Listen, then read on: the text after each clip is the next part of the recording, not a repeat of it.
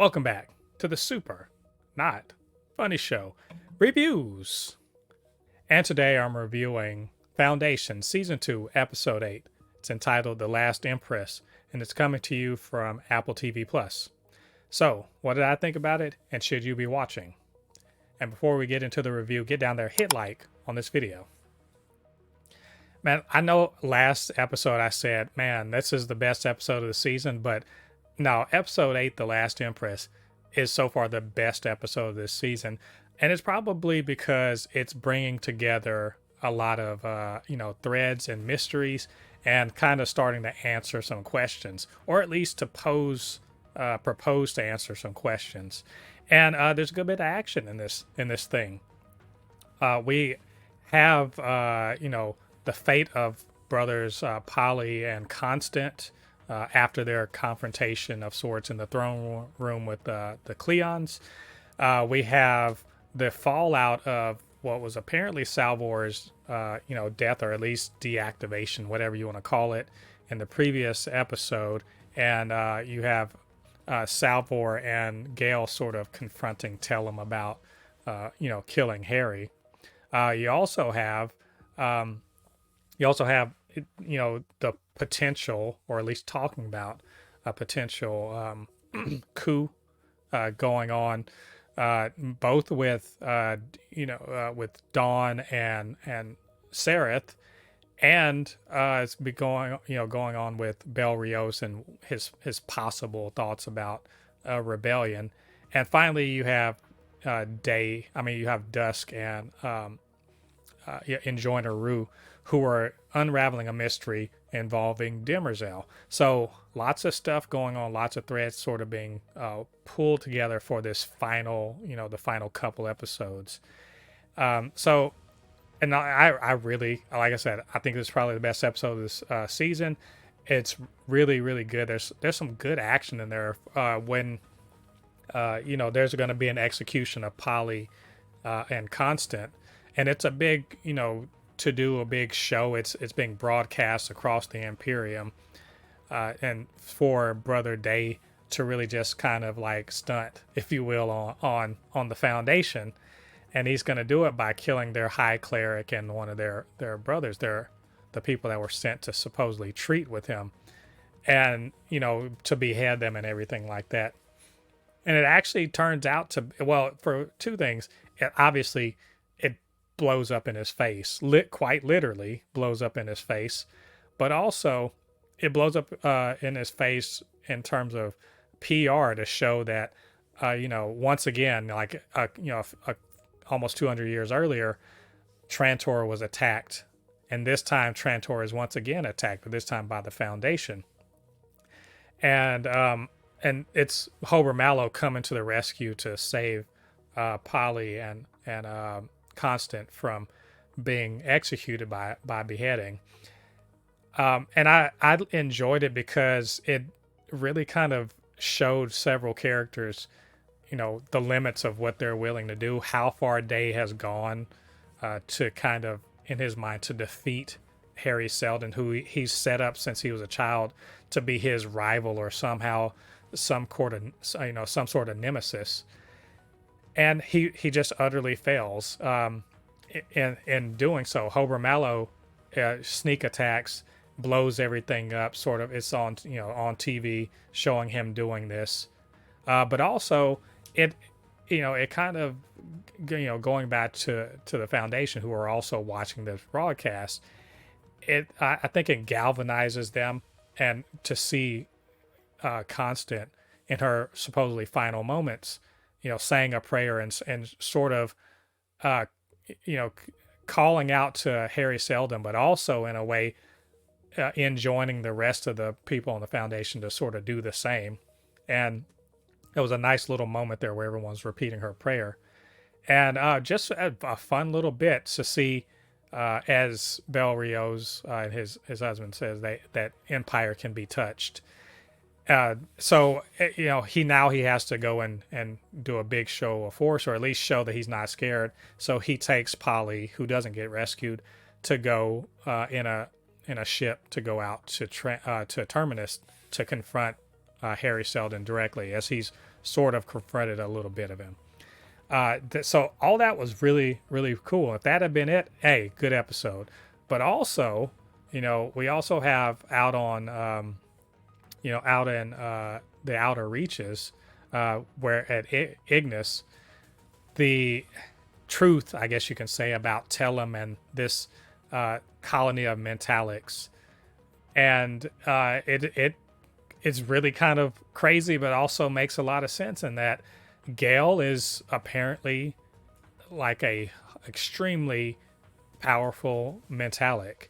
It has like a lot of really great gifts, and she's relatively young, and so Tellem is apparently much much older than she seems, and has found or discovered the ability, the process to transfer her mind into the body of another person. So she's apparently lived her life several times and then transferred into the body of another person that has gifts, and kind of pushed them out. But in the process, she's become quite strong. So that explains a lot about what she can do and why she's doing it, why she wanted Gaal specifically, and why she wanted Hari out the way.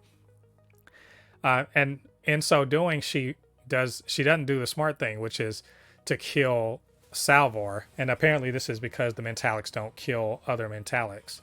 And that's an unfortunate thing for her, because Salvor figures out that she has and has always had the Prime Radiant, and it allows her to talk to Hari Seldon. And I love that whole bit where she talks to him and she sort of gives him a few bits of information, and it displays that Hari Seldon was in fact a genius, because he's able to put from a few little bits of information together exactly what is going on, that he's not the Prime Seldon, that he didn't have all the information, that now he is getting this information, how to help her defeat the dampening that was keeping her from using her Mentalic power, and it allows her to break out. But I will say one thing that sort of made me shake my head was the way she broke out. I was just like, well, if you could have just crawled up there and broken these little things, why not just do it? But it does help her to like break out of her prison. So clearly there's going to be a confrontation between Tellem and Salvor in the future.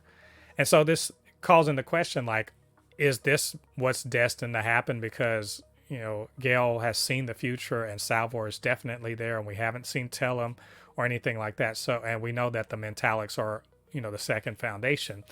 So is this confirmation of the future, or is this changing? We don't know yet, but it's all very interesting. I can't wait to see that fight between the two. I'm gonna assume Gaal. I want to say Gaal maybe is gonna have to fight her out of her body while Salvor fights her with out in the real world. And then we also have the whole the coup between the silent coup, if you will, that was mentioned before, about Brother Dawn and Sereth deciding that they're going to be the ones that sire the next, the royal offspring, and not Day. And interestingly, Sereth does a great job of manipulating him. She's been very masterfully playing the whole situation. She gets him to commit to going off planet to go see to the people of the Foundation, and in so doing leaves Dawn in charge of Trantor, which makes him, if not the emperor of the Imperium, at least de facto that, if Day dies. And so now she can sort of put him into play, and and Joineru sort of just like, well, I know you guys are getting it on, and you're putting us all in danger and everything.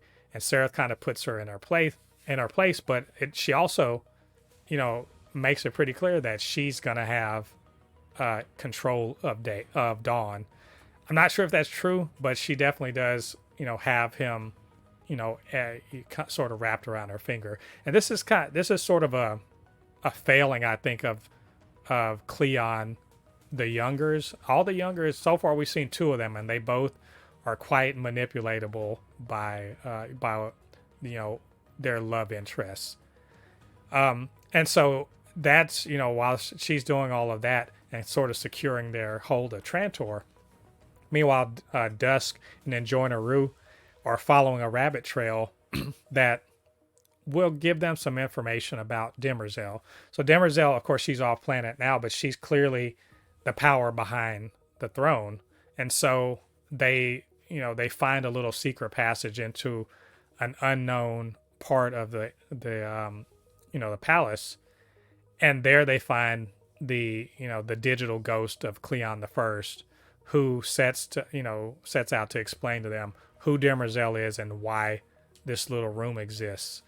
And this also leads Sarah, who's she's independently figured out that Demerzel actually is the heir of Cleon the First, and that all of the other Cleons are basically just placeholders, which, if you keep that all in mind, pretty much says that all of the memory gaps that have been noted by Dusk suggest that Demerzel actually is the person in charge, and she's been carefully editing out the memories of all of the Cleons over the years, and maybe even pushing them in certain directions. So I mean, with that's a hell of a lot of stuff going on in this episode, and it is all interesting. I mean, it is just intriguing and gripping, and I was just so happy to see Hober Mallow just be a badass. I mean, he did kind of get his ass kicked with Belrios, but he really makes up for it. It was sad to see Becky go, but she went out like a boss, and she almost killed, Day. So that was all cool. And of course, I really love seeing, Hober Mallow and Brother Constant finally make their little love connection. It was cute. So I just overall really like this episode. And if this is if this is the way the ending of this season is going to be, it's going to go out, really, really awesome. And I'm really, really looking forward to see what Demerzel is about. I know what it's like in the books, and this is actually sort of playing towards what it was like in the books. As far as Demerzel, if you're interested, check out a book called, not for the Foundation, but Foundations. What is it?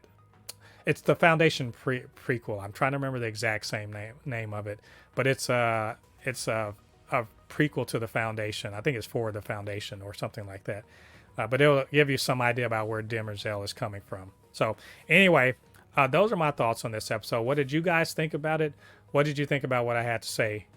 Get down to the comment section, leave your thoughts there. And of course, you can always hit me up, supernotfunnyshow@gmail.com or at supernotfunnys1 on Twitter. And while you're down there, do me a favor, hit the like button, subscribe to the channel, and hit the notification bell.